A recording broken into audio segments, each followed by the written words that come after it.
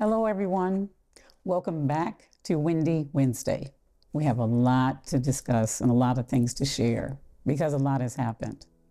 So I want to let you know that AllySHIFT will continue as you know it, but we think even more profound, bigger, and better, and more intentionally as a matter of faith.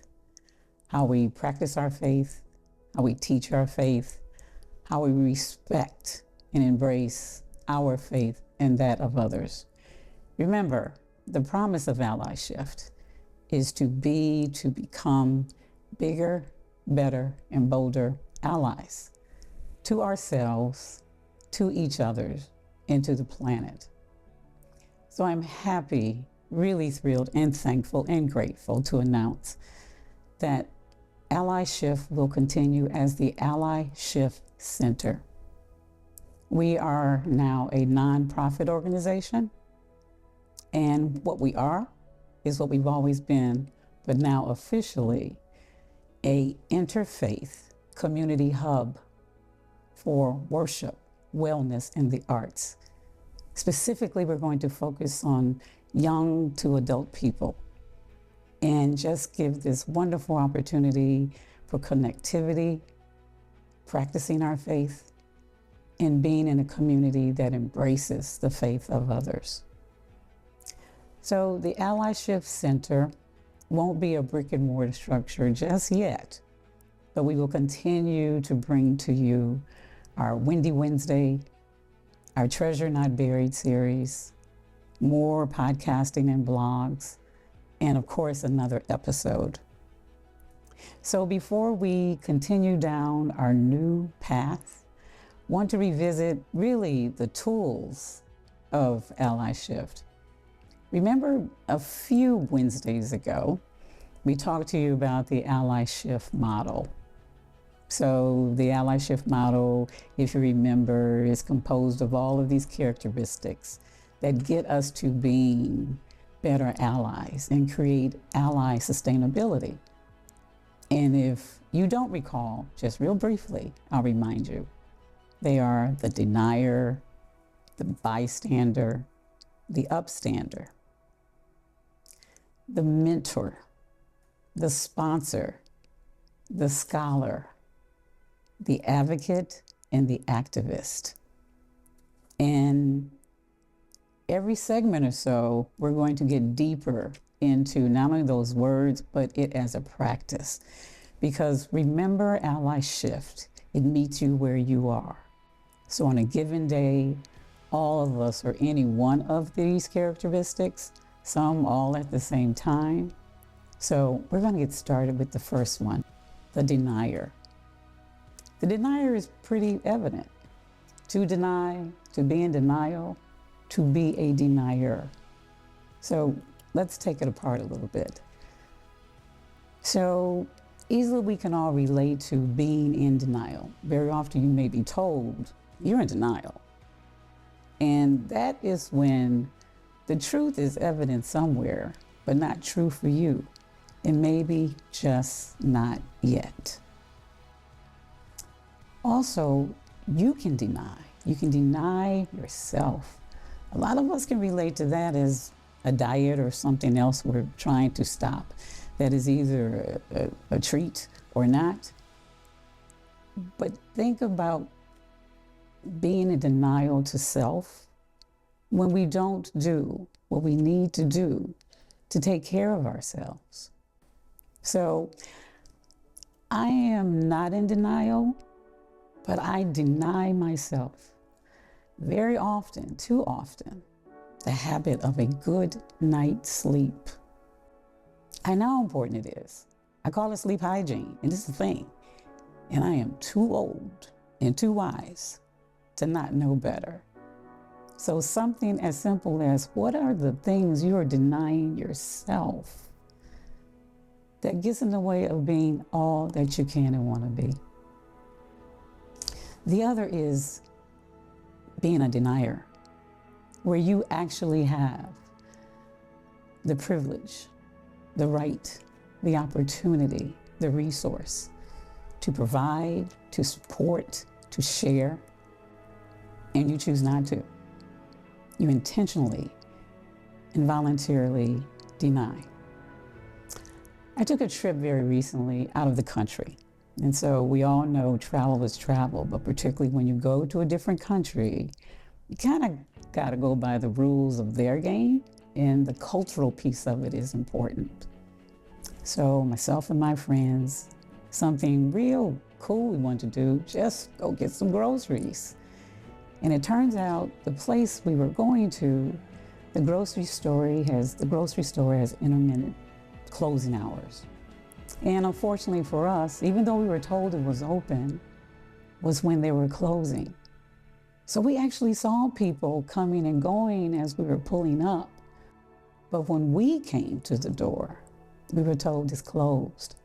Now, carrying my baggage and my history with me, and that tells me, look around. Who gets to come in and who doesn't? We were being denied the opportunity to be a customer at the store. Now, things worked themselves out, and we ended up having a lovely experience, but it could have made a fabulous, fabulous holiday toxic, as one of our travel mates called it. And it just reminds me of that feeling of when you know you are being denied. So one of the best reasons to start with denier is there is so much going on all around us. And we as a people, we as this community, particularly those of us who consider themselves living by, leading with, and leaning into our faith, we can't afford to be in denial. For me, it's my scriptures, my Bible. For others, it's other rules and books and history and just way that you practice your faith or learn of your faith. But all of them are going to tell us to be present, to be aware. We can't afford to be in denial. We also should not tolerate being denied that which you know is also your right and your privilege. Sometimes you can do something about it right away, talk it through. Other times, other action has to be taken. But don't let that be okay. In this time where it seems like every day something is different, something that used to be is no more, it's not time to look the other way. Being in denial that it's not that bad, that's not really happening, that's not my fight. That is someone else's issue. Of you denying someone the support that you can give, the intelligence that you may bring to the situation, to the conversation, and also denying the resources that you can share and help. So see why I say this is a good place to start, and it applies to all of us on any given day and time. So keep in mind that we will continue with all the different aspects of the AllySHIFT model, which is now called the AllySHIFT framework. And it will be the framework, what we call the pulse check. Now, pulse is actually an acronym. Those letters stand for people united for life and liberty and sustained equity. The AllySHIFT pulse check is people united for life, liberty, and sustained equity. So day to day, week to week, month to month, however we engage with each other, keep that in mind. And it's going to be all about checking oneself, checking in with each other, and also being brilliant and being courageous and loving enough for us to check each other. There's a quote or a semi-quote that I like to share with you. It reads sort of like this: the worst that we can do is not hate. The worst we can do is be indifferent. So that's it for now. I'm really looking forward to this new pathway, this new journey, creating new content, and you are going to help us do that. We have some wonderful, wonderful chapters coming up with our Treasure Not Buried series. Remember, that's the one that is cross-generational. And it is two different lifetimes, talking about the same book in those perspectives. We've already done a few of those lovingly for me with my grandchildren, but we're also going to incorporate some of you in your stories and your books. So keep a lookout for that. And we will continue with our podcasting, continue with our blogs, and I hope soon to be able to let you know when the next AllySHIFT episode will take place, which, remember, that's our in-person meeting, our town hall style event, where we actually get together and commune with each other. So for now, I just want to say, welcome back to Wendy Wednesday. I am glad you are here. I am glad to be here with you, and much more to come. So I also have an ask. I ask for you to embrace this series. Join us in this AllySHIFT journey. We just love it if you subscribe, take a look at our YouTube channel and share the words.